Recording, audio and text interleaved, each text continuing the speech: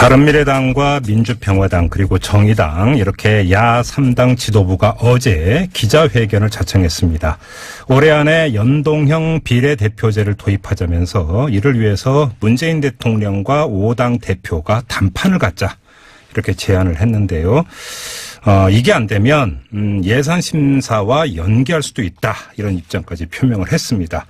자, 이 문제 정의당의 이정미 대표 연결해서 자세히 입장 들어보겠습니다. 여보세요.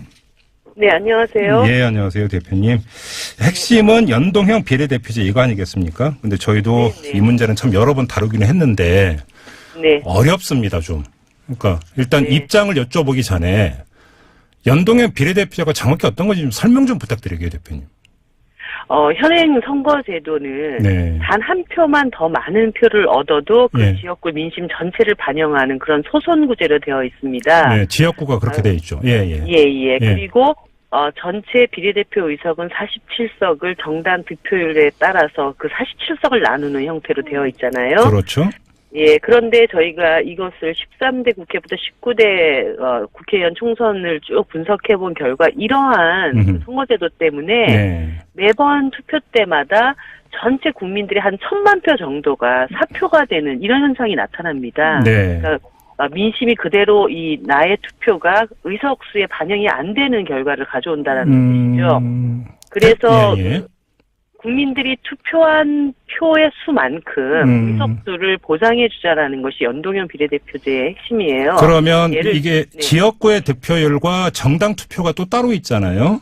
네네. 정당 투표의 득표를 합산을 해서 그 득표율을 따지자라는 건가요? 어떻게 되는 건가요? 예를 들어서 한 정당 지지를 30% 정도 받은 정당이 있다. 네. 그러면은 전체 300명 국회의원 의석 중에 90석을 보장을 해주는데 네. 지역구에서 당선된 표 이외에 그 예. 20석이 채워지지 않았을 경우에 그 비례의석으로 보완해주는 이런 제도를 연동형 비례대표제도라고 얘기를 합니다. 그러면 이제 여기서 이제 정당 득표율이라고 하는 것은 그 정당 투표에 대한 어떤 그러니까 득표율을 말씀하시는 네. 건가요? 네. 그래서 정당 득표를 30% 얻었는데 네. 지역구에서 한 50석 정도가 당선이 되었다. 네. 그러면은 40석을 비례대표로 보완을 해줘서 90석의 민의가 반영될 수 있도록 그렇게 하는 것입니다. 그러면 그래서 이제 연동형 비례대표제를 도입하려면 반드시 비례 의석이 늘어나야 된다. 이 이야기가 따라붙는 이유가 바로 여기에 있는 건가요, 그러면?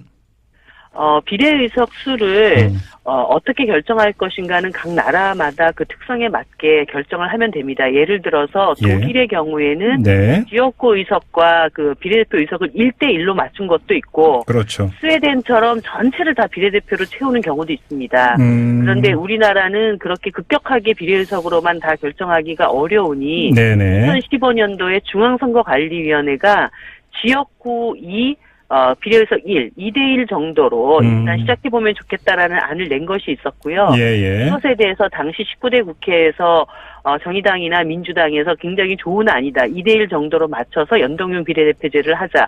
이렇게 얘기가 되어 왔던 것입니다. 그러면 이제 지역구가 200석이 되고 비례가 이제 100석이 되는 것이 되는 거죠. 그렇게 되면은. 네, 그 당시에 19대 중선관위가 내놓은 안은 200석, 100석 이렇게 안을 내놨었습니다. 근데 현재는 이제 비례대표가 47석에 불과한 것이 되는 거고요. 알겠습니다. 네. 근데 지금 쟁점은 결국은 그 야 3당 지도부가 어제 기자회견을 열기 직전에 이해찬 민주당 대표가 기자간담회를 가졌는데 이 자리에서 100% 연동형은 좀 어렵지 않은가 이런 입장을 표명을 했는데 이게 좀 계기가 됐다고 보면 될까요? 어제 기자회견에? 네, 그렇습니다. 사실 19대 문재인 대통령께서 대표 시절에부터 네. 우리나라의 그 선거제도를 연동형 비례대표제로 바꿔 나가는 것이 전체 민주주의 발전을 위해서 필요한 일이다라고 계속 얘기를 해왔고, 예. 이해찬 대표께서 말씀하시는 권역별 정당명부 비례대표제도라고 하는 것도 그 연동형을 권역별로 명부를 짜는 것을 얘기를 하는 것으로 우리들은 다 이해를 해왔습니다. 네. 예를 들어서 전국구를 명부를 하는 경우도 있고 권역별로 명부를 하는 경우도 있지만 그 기본적인 취지는 연동형, 민심을 그대로 의석수에 반영시켜야 된다라고 하는 이 뜻을 담고 있었던 것인데 이것을 갑자기 연동형과 권역별 정당명부 비례대표제는 다른 것이다라는 식으로 이야기를 하시면서 연동형이 애초에 그 민주당의 당론이 아니었다라는 말바꾸기를 하신 거예요. 그래서 저희들이 그 점에 있어서 굉장히 좀 당혹스러움을 느꼈고, 애초에 그 약속했던 대로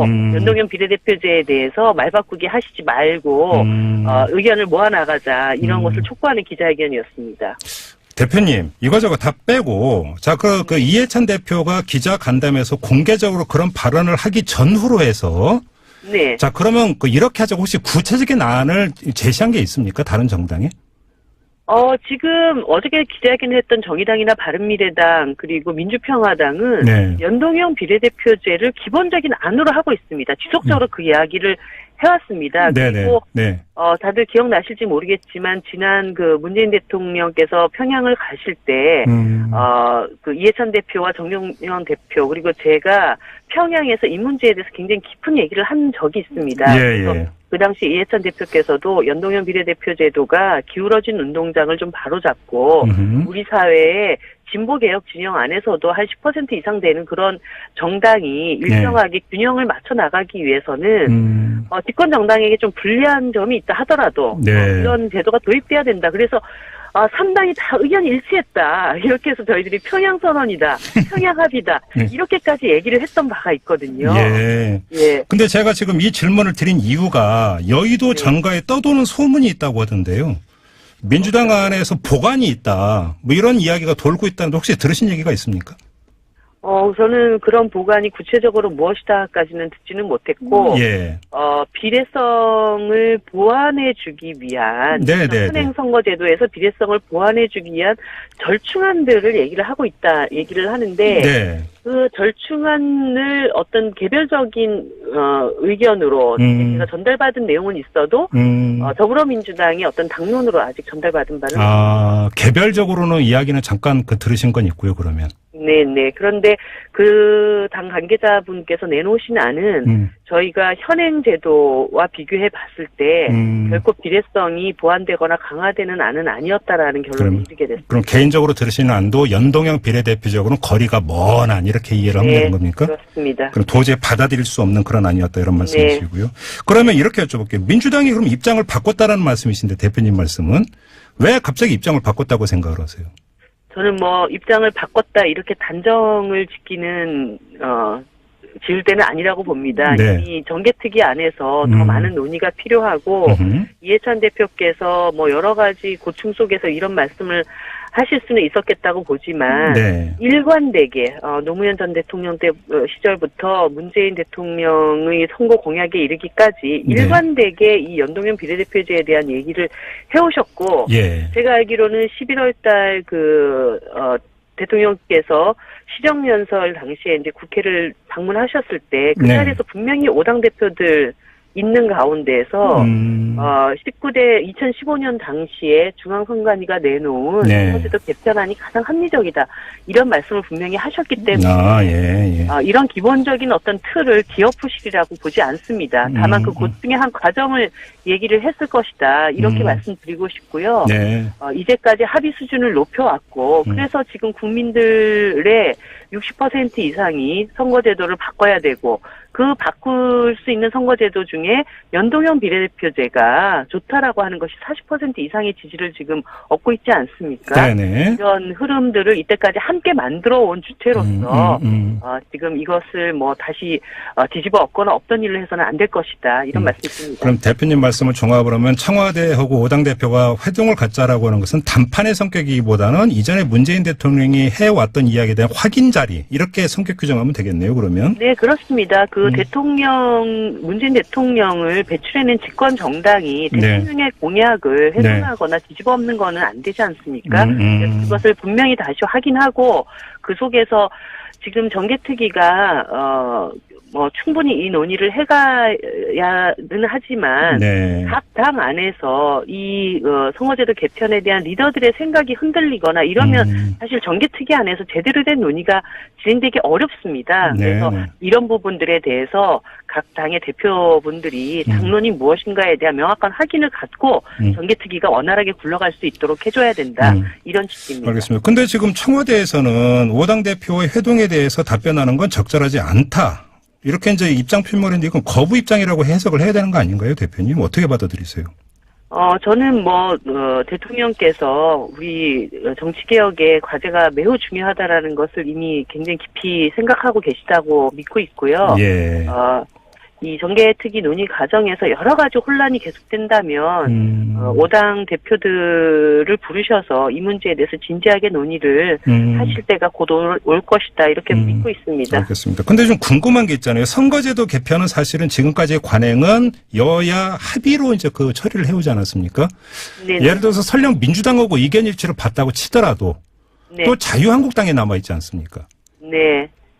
그런데 이렇습니다. 자유한국당은 네. 중대선거구제 혹은 국회의원 수를 왕창 줄여야 된다. 이런 이제 사실 실효성 없는 이야기들을 계속 하고 계신데 예. 더불어민주당만 명확하게 당론을 다시 재확인한다면 자유한국당을 제외한 모든 당의 당 입장이 통일되게 됩니다. 그렇게 되면 자유한국당 입장에서 다른 당들의 다수의 이 안과 거리를 어떻게 좁혀나갈 것인지에 대한 진지한 논의가 진행이 되는 것인데요. 지금과 같은 상태에서 거대 양당이 서로 상대편의 핑계를 대면서 이 합의점을 좁히기 어렵다 이렇게 되면은 그것을 구실 삼아서 현행 제도로 계속 가자. 그리고 나서 다시 자유한국당이 더불어민주당 잘 안 될 때만 기다리면서 기사회생을 꿈꾸는 이런 나쁜 정치가 반복되는 것이죠. 그래서 그러한 문제를 해결하기 위해서라도 더불어민주당이 선거제도 개편에 더 속도를 내야 된다. 이런 말씀을 드립니다. 민주당만 합의를 해준다면 자유한국당은 끌고 갈 수 있다. 견인이 가능하다. 이렇게 자신하시네요. 대표님. 그렇습니다. 당 내, 지금 5당 내에서 자유한국당 외 나머지 정당이 다 가자고 하는 방향을 혼자서 계속 고집부리기는 어려운 것 아닙니까? 알겠습니다.